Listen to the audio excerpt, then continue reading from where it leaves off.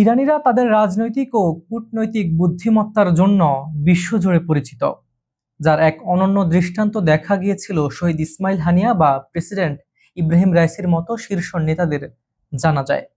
রাষ্ট্রীয় সেই শোকানুষ্ঠানে বিভিন্ন দেশের প্রতিনিধিরা যখন শেষ শ্রদ্ধা জানাতে এসেছিলেন, তখন ব্যাকগ্রাউন্ডে পবিত্র কোরআনের তেলাওয়াত করা হচ্ছিল।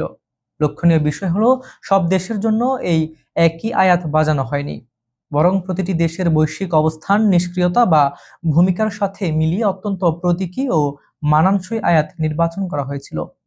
ইরানের এই সূক্ষ্ম মনস্তাত্ত্বিক কৌশল বিশ্ব রাজনীতিতে বেশ আলোচিত হয়। এর মধ্যে সবচেয়ে তাৎপর্যপূর্ণ ঘটনাটি ঘটে যখন তুরস্কের প্রতিনিধি দল শ্রদ্ধা জানাতে মঞ্চে আসে।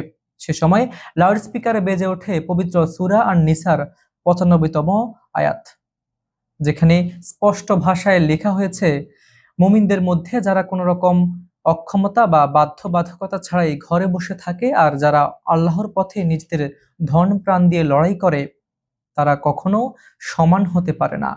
যারা সক্রিয়ভাবে ভূমিকা রাখে, আল্লাহ তাদের উপর বিশেষ মর্যাদা রাখে। শক্তিশালী ও সামর্থ্যবান হওয়া সত্ত্বেও যারা নিষ্ক্রিয়, তাদের প্রতি এটি ছিল ইরানের এক সুনিপুণ ও পরোক্ষ বার্তা। তুরস্ককে বলা হয় পারমাণবিক অস্ত্র ছাড়াই মুসলিম বিশ্বের অন্যতম শীর্ষ সামরিক পরাশক্তি। এমনকি মার্কিন যুক্তরাষ্ট্র বা ন্যাটো জোটও তুরস্কের সামরিক সক্ষমতাকে সমীহ করে চলে। মধ্যপ্রাচ্যের ভূরাজনীতিতে আঙ্কারার যে প্রভাব ও আধুনিক সামরিক শক্তি রয়েছে, তা দিয়ে তারা চাইলে ফিলিস্তিনের গাজায় ইসরায়েলি আগ্রাসন বা লেবাননের সংকটময় পরিস্থিতিতে আরও কার্যকর ও জোরালো ভূমিকা রাখতে পারে। কিন্তু দুঃখজনকভাবে মাঠ পর্যায়ে বড় কোনো সামরিক বা কঠোর অর্থনৈতিক পদক্ষেপ না নিয়ে তুরস্ক মূলত কেবল কূটনৈতিক নিন্দা ও মৌখিক বিবৃতির মধ্যেই নিজেদের সীমাবদ্ধ রেখেছে।